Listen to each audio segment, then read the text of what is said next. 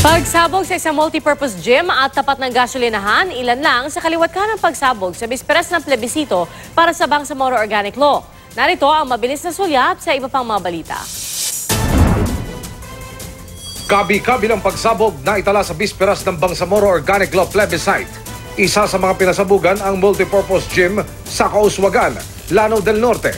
Nagkaroon ng pagsabog sa harapan ng gasolinahan sa bayan ng Lala. Magdaraos ng plebisito sa 6 na bayan sa Lanao del Norte.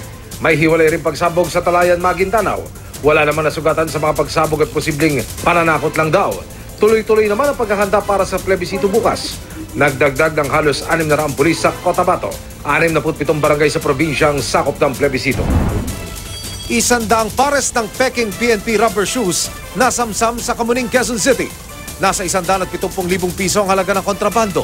Ikinasal ng CIDG ang buy-bust operation kasunod ng reklamo ng lehitimong supplier ng rubber shoes na ginagaya ang kanilang mga produkto. Wala pang pahayagan 3 na arestong suspect. Suspect sa pagpatay sa isang lalaki 15 taon na nakararaan, arestado sa Cubao, Quezon City. Si Mark Morano ang wanted sa kasong pagpatay kay Jericho Villar sa Bicol. Natuntun siya matapos malaman ng mga pulis na nagtatrabaho siya sa isang bus company sa Cubao.